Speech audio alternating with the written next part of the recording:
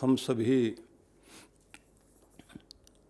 भारत के नभमंडल में दैदीप्यमान उज्ज्वल नक्षत्रों के रूप में जो सदैव प्रकाशित रहे हैं और जिनके द्वारा हमारे भारत भूमि सदैव ही गौरवान्वित होती रही है, ऐसे सिद्ध संत तपस्वी जन जिन्होंने अपनी ज्ञानधारा से हम सबको बहुत कुछ दिया, उन सब की चर्चा इन दिनों करते रहे हैं।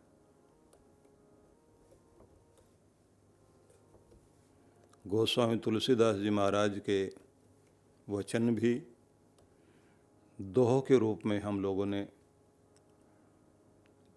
उन पर चिंतन मनन किया। एक और महान पुरुष को हम स्मरण करें, जिनको हम कहें कि 9वीं शताब्दी के प्रारंभ में केरल की धरती से कालड़ी गांव से एक 8 साल का बालक सन्यासी होकर घर से निकला था। सोचिए कि माता पिता जो शिव उपासक थे, भगवान शिव के दर पर बैठकर कामना करते थे कि हमारे घर में हमारा कुल दीपक कोई आए, और भगवान शंकर की कृपा से उनके घर में संतान की प्राप्ति हुई। शिव जी के नाम पर ही बच्चे का नाम शंकर रख दिया गया। कुछ समय बाद पिता नहीं रहे और ये बालक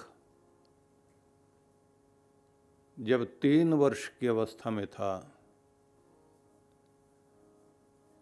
इसके मुख से मलयालम भाषा में अनेक तरह के ज्ञान के वाक्य निकलते थे।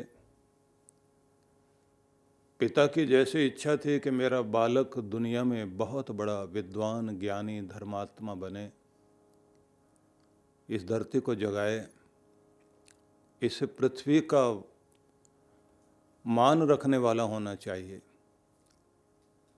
तो माँ ने अपने बच्चे को पढ़ाने के लिए जो प्रयास कर सकती थी की, लेकिन जब इस बच्चे के मुख से अनेक अनेक तरह के मंत्र, श्लोक सुनाई देने लगे, उत्तम शिक्षक का प्रबंध किया गया। 2 साल में बालक ने बहुत अच्छी प्रगति की और उसके बाद माँ ने देखा कि ये बालक बहुत तेजस्वी है, क्योंकि टीचर ने भी, शिक्षक ने भी कह दिया कि जितना मैं बताता हूँ ये उससे भी आगे तेजी से दौड़ता है, इसके लिए तो उच्च शिक्षा का प्रबंध किया जाए। और 5 वर्ष की अवस्था से इस बालक को उच्च शिक्षा के लिए घर से थोड़ी दूर एक शिक्षक के पास भेजा गया, जहाँ 2 साल में इसने अनेक शास्त्र कंठस्थ कर लिए, व्याकरण का, संस्कृत का ज्ञान भी हुआ। 7 वर्ष की उम्र में यह बालक अपने घर लौटा और माँ से कहता था कि माँ, मेरी इच्छा बार बार जागती है कि अपनी मुक्ति के लिए व्यक्ति को प्रयास करना चाहिए। दुनिया के, इस संसार के भवबंधन में बंधने के लिए हम लोग नहीं आए, हमें मुक्त होना चाहिए, और मुक्त होने के लिए जीवन मुक्त होने का प्रबंध करना चाहिए। और वो तभी हो सकता है जब व्यक्ति संसार से विमुख हो जाए और परमात्मा के सम्मुख हो जाए। इसके लिए उसे भेष भी साधु का अपनाना होगा, और वित्तेषणा, लोकेशना, पुत्रेशना सबसे मुक्ति पानी होगी। न धन की चाह, न परिवार की चाह, न मान सम्मान की इच्छा। मैं साधु बनना चाहता हूँ। माँ समझाती रही। बालक बीच बीच में अपनी जिद करता था। और एक दिन जब ये 8 वर्ष का हो गया तो स्नान करने के लिए नदी में गया था, और उस गहरी नदी में जहाँ कभी मगरमच्छ नहीं देखा गया, उस दिन मगरमच्छ आ गया। स्नान करते हुए बालक के पीछे मगरमच्छ, और ये तैरते हुए बच कर के एक ऊंची सी चट्टान जो मिट्टी का एक टीला टाइप का था, वहाँ चढ़ गया और मगरमच्छ भी सरक कर उधर आने लगा। इधर दूसरे किनारे से माँ चिल्लाती रही कि बेटा अपने को बचाओ। लोगों को भी चिल्लाकर बुलाती रही कि कोई मेरे बच्चे को बचाए। बच्चा उस ऊंचे टीले पर खड़ा होकर बोला, माँ मेरी एक ही इच्छा बाकी रह गई, मगरमच्छ से तो डर नहीं लग रहा, पर इस बात का डर लग रहा है कि जिस चीज़ के लिए ये देह पाई थी कि मुक्त हो सकूं, बंधनों से ऊपर जा सकूं, वो पूरा स्वप्न नहीं हो पाया। साधु बनता तो बात अच्छी होती। तो बता माँ, अगर ये मगरमच्छ से मैं बच जाऊं और भगवान कृपा करे तो क्या तो मुझे सन्यास लेने के लिए वचन देती है? माँ ने कहा कि बेटा तो किसी भी तरह बचे, मैं तैयार हूँ कि तू सन्यासी बन जाना, लेकिन तेरा जीवन तो बचे ना। मगरमच्छ ऊपर की तरफ सरक रहा था और इतनी देर में गांव भर के लोग आ गए, जाल लेकर आए, लाठियाँ हथियार लेकर आए, मगरमच्छ को घेर कर उन्होंने मार दिया। बच्चा बच गया और सब लोगों ने कहा उस माँ से, माँ का नाम अलग अलग ग्रंथों में 2 नाम मिलते हैं, लेकिन एक नाम जो वहाँ के अनुसार लगता है आर्याम्बा। माँ ने दूसरा नाम विशिष्टा भी कहा जाता है। माँ ने कह दिया कि बेटा भगवान ने तुम्हें बचा दिया है। घर में बच्चा रहा, लेकिन घर में जाते उसने कहा कि माँ तुमने वचन दे दिया है कि मैं साधु बनूंगा, तो मैं साधु हो गया, और अब ये सामने जो पेड़ है इसके नीचे ही बैठूंगा और यहीं पर अपने संकल्प को पूर्ण करके तुमसे विदाई लूँगा। माँ बोलती रही, बेटा तुम्हें बचाने के लिए मैंने झूठ बोल दिया था, लेकिन साधु होकर क्या करेगा? घर में रह कर के ही जो तूने ज्ञान ध्यान प्राप्त करना, भक्ति करनी, यही करो। बच्चे ने कहा कि नहीं माँ, वचन को नहीं झुटलाना चाहिए। भगवान ने इस वचन के आधार पर ही मेरी रक्षा की है। जिद करने पर माँ मान गई, और आप लोगों को मैं संक्षेप में चर्चा कर रहा हूँ कि उस बालक ने उस समय माँ से कहा कि माँ तुम्हें वचन देता हूँ, आखिरी घड़ी आएगी तो मैं आऊँगा तुम्हारे पास, और तुम्हारा जो अंतिम क्रिया का कार्य होगा वो भी करूँगा, और तुम्हारा आध्यात्मिक पथ अग्रसर हो सके अपने तप बल से मैं वो शक्ति भी दूंगा। समझदारी कितनी थी! बालक ने अपने रिश्तेदार बुलाए, बुला करके कहा कि ये जो हमारी भूमि है ये मैं आप लोगों के नाम करता हूँ,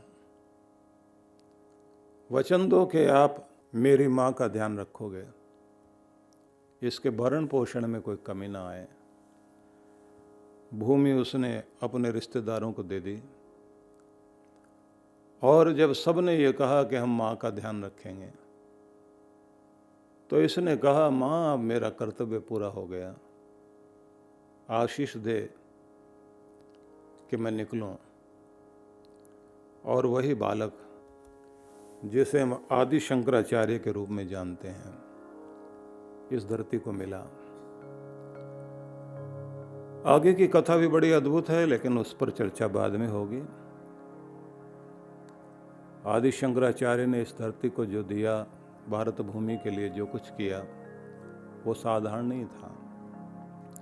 सनातन संस्कृति को जीवित करने के लिए, सुरक्षित करने के लिए, बचाने के लिए और नई शक्ति भरने के लिए उनका योगदान बहुत अद्भुत है। उन्होंने जितना कुछ दिया है वो बहुत अद्भुत है, लेकिन एक स्तोत्र उनका है जिसको मोहमुद्गर स्तोत्र भी कहते हैं, चरपट पंजरी का भी कहा जाता है। आइए उस पर हम लोग आज विचार करते हैं।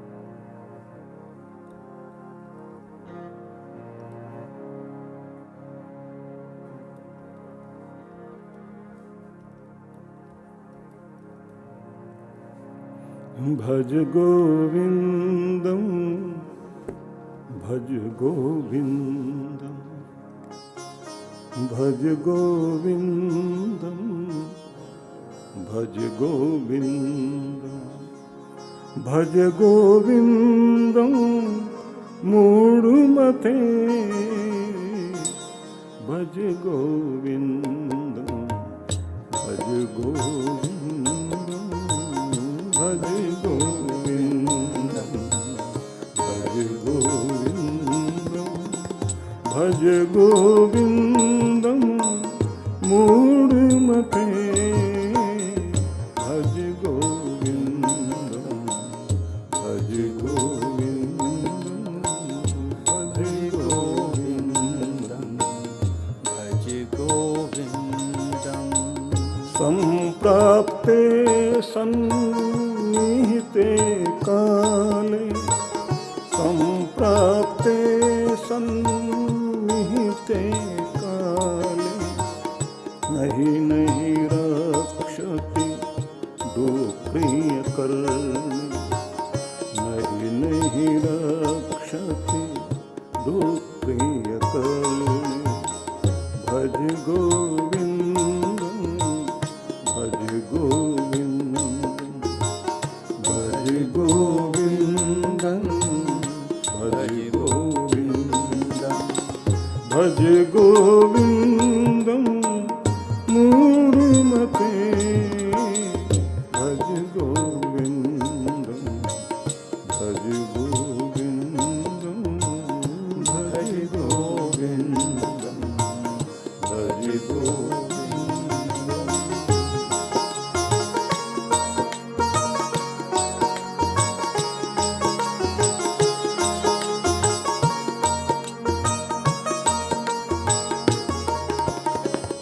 मूढ़ जही घनगम तृष्णा कुरु सद्बुद्धि मनसि वितृष्णा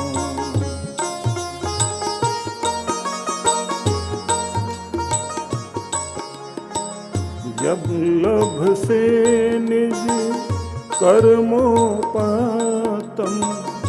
वित्तम तेन विनोदय चेतम वित्तम तेन विनोदय चेतम भज गोविंदम भज गोविंदम भज गोविंदम भज गोविंदम भज गोविंदम मूढ़मते भज गोविंदम भज गोविंदम भज गोविंदम भज गोविंदम।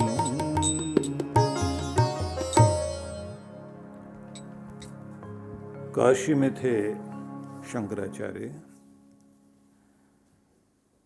मणिकर्णिका घाट के पास एक वृद्ध साधु को देखा। व्याकरण के सूत्र उस समय रट रहा था। और गोस्वामी तुलसीदास जी की जैसे वाणी मैंने आपसे कही थी कि उन्होंने हमारे जीवन को जागृत करने के लिए संदेश दिए, तो काशी से उनका भी संबंध जुड़ा था। काशी नगरी ऐसी नगरी रही है कि जिसमें ज्ञान विज्ञान अध्यात्म का केंद्र ही नहीं, उसे आप धर्म की राजधानी कहिए।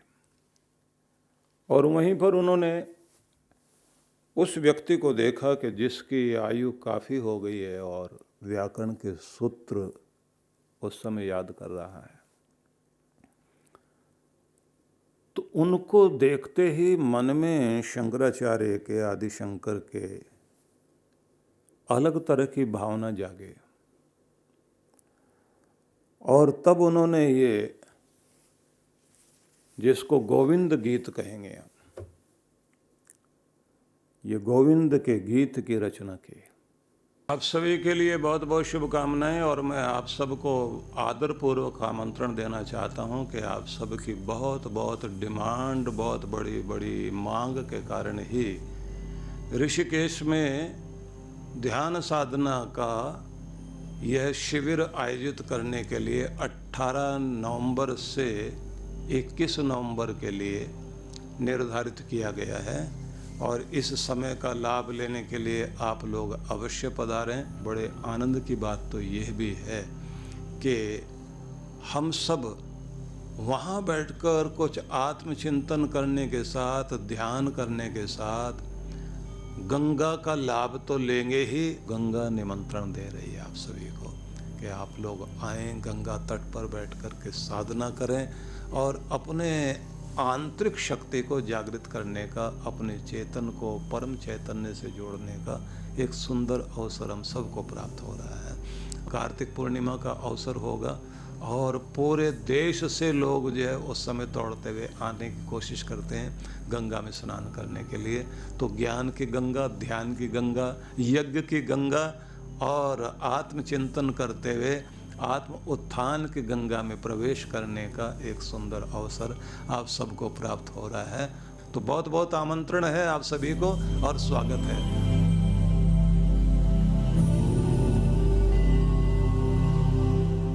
सद्गुरु श्री सुधांशु जी महाराज द्वारा मानव सेवा को समर्पित संस्था विश्व जागृति मिशन वर्ष 1991 से धर्म, समाज एवं मानवता की सेवा में संलग्न है। यह संस्था 90 मंडलों, सेवा केंद्रों के माध्यम से न केवल भारत अपितु देश के बाहर अनेक देशों में सेवा के कार्य कर रही है। संस्था की स्थापना से लेकर अब तक विगत 30 वर्षों में जहां लोगों को सन्मार्ग पर प्रेरित करने के उद्देश्य से गुरुवर ने 7000 से अधिक प्रवचन दिए हैं, वहीं देश के राज्य की राजधानियों व प्रमुख नगरों में लगभग 40 आश्रम, 25 मंदिर, सत्संग भवन व ध्यान साधना केंद्रों का निर्माण हुआ है। दिल्ली में करुणा सिंधु धर्मार्थ अस्पताल एवं फरीदाबाद के आरोग्य धाम अस्पताल में लाखों जरूरतमंद रोगियों का उपचार व ऑपरेशन किया गया है। अनाथ गरीब बच्चों के लिए सूरत में अनाथाश्रम, दिल्ली एवं कानपुर में गुरुकुल, फरीदाबाद में ज्ञानदीप विद्यालय, मुरादाबाद में सृजन प्राइमरी स्कूल, झारखंड के रुक्का खूंटी गांव में आदिवासी बच्चों के लिए 2 पब्लिक स्कूल समेत दिल्ली में उपदेशक महाविद्यालय भी बनाया गया है। इन शैक्षणिक संस्थाओं में लगभग 2500 बच्चों को शिक्षित व संस्कारित किया जाता है। दिल्ली के आनंदधाम आश्रम में जहां वृद्धाश्रम एवं वानप्रस्थ संचालित हैं, वहीं आश्रम की कामधेनु गौशाला में 125 गौओं की सेवा की जाती है। कामधेनु गौशाला की तरह ही देश के प्रमुख नगरों में 7 अन्य गौशालाएं भी संचालित हैं। साथ ही पूजा पाठ, यज्ञ अनुष्ठान से लोगों में धार्मिक भावना जागृत की जाती है। ओम अग्नये सप्तजिह्वाय स्वाहा, ओम अग्नये हव्यवाहनाय स्वाहा, ओम अग्नये शोधनजाताय स्वाहा। गरीब जरूरतमंद महिलाओं को सक्षम बनाने के लिए जहां कई तरह के प्रशिक्षण दिए जाते हैं, वहीं गरीब कन्याओं के विवाह में सहयोग भी किया जाता है। प्राकृतिक आपदा जैसे कि बाढ़, भूकंप, तूफान आदि में जहां मिशन द्वारा प्रधानमंत्री राहत कोष में सहयोग किया जाता है, वहीं जैसे वर्तमान में चल रही महामारी कोरोना संकट काल में जरूरतमंदों को भोजन, राशन किट व सांसों के संकट से जूझ रहे जरूरतमंद मरीजों को देश विदेश से मंगाकर ऑक्सीजन कंसंट्रेटर बांटे गए। मानव सेवा को ईश्वर भक्ति मानते हुए सेवा परमो धर्म के भाव से विश्व जागृति मिशन के सेवा कार्य निरंतर जारी हैं। आइए मिशन के सेवा पथ पर बढ़ते कदमों में कदम से कदम मिलाकर चलें और मानवता की सेवा में दान सहयोग कर पुण्य के भागीदार बनें।